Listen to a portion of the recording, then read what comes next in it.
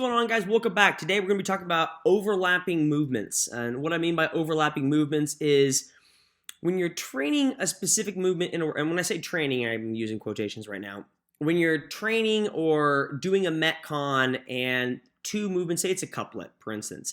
Say two movements are very similar, like handstand push-ups and wall balls is a great example, or wall balls and thrusters. When you train those movements, they're very overlapping. What I mean by that is they're very similar movements and movement patterns, and they tax the same muscle groups. So when you're training those kind of different things, it's almost like you're doing the same thing, but you at least in your mind, it's like, oh, this is a wall ball. Oh, this is a thruster. Well, I mean, it's pretty much the same stinking thing. I mean, it might be a little bit different, but it's almost the same thing.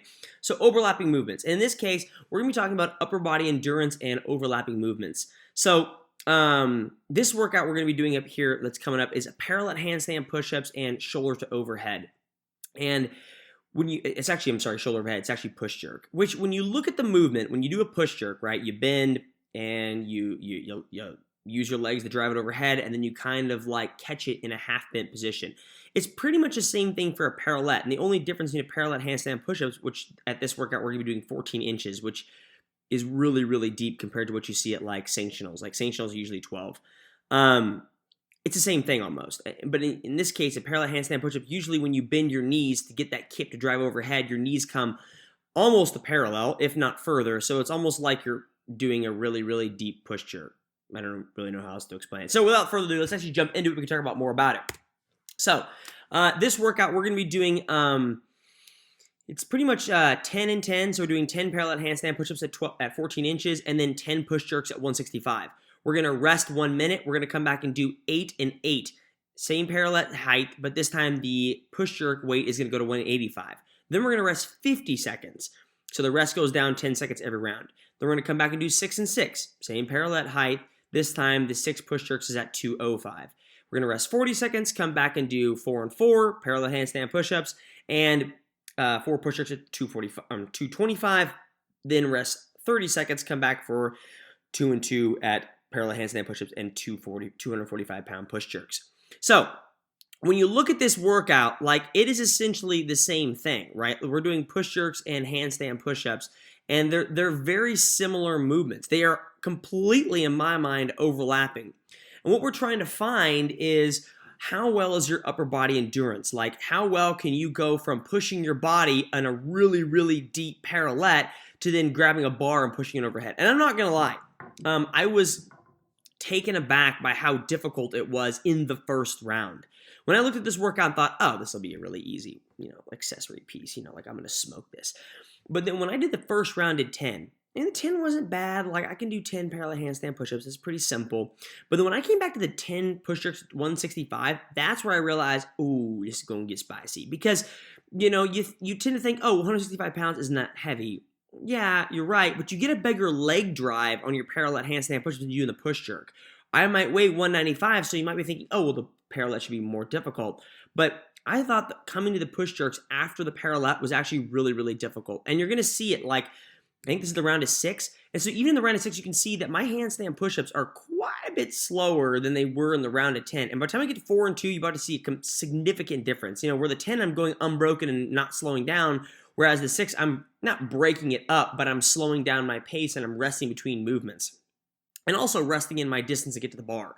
One thing I would like to see, I'll need to change as I go, not change, but like fix maybe as I go forward is a couple different things. Number one, watch my heels. Okay, they come off the floor on the downward portion, and that's just partially because my overhead is blown and I'm getting sloppy in these push-ups. I'm thinking, oh, this is only 205, it's pretty easy. Yeah, well, you're blown, son. And the next thing I like to finish is watch my feet. Like, I like to bring my feet in a little bit closer, so kip, those are a little bit wide. They're if not a little bit, they're a little bit wider than shoulder width, which depends on where you go for a sanctioned event. Some people care, some people don't. Probably still needs to be fixed regardless. But overall, this is a great workout. And overlapping movements like this, overlapping certain workouts or movements like this is a great test to find out, how good a certain body part, muscle group is. And so you can do that with legs. You can do that with here's upper body. I mean, there are some legs involved in this, don't get me wrong, but it's mainly upper body. Let's get real, it pretty much is upper body.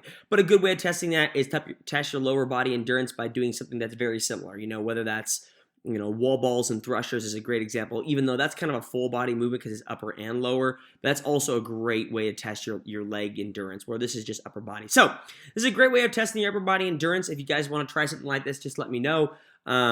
This is push jerks and strict handstand, parallel handstand push-ups. You can easily sub this out and change this depending on what you're good at, right? Like, so it doesn't need to, you don't need to stick with my weight. It could be something that is easily accomplishable for you. Maybe it's lighter weight, totally easy, and maybe it's less of a distance of a strict hand or a parallel handstand push-up. So another great example of doing this would be, okay, instead of deep parallettes, maybe let's just do strict handstand push-ups and strict press. That's another great way of testing that. Also keeps a little bit of CNS and keeps the load off your body.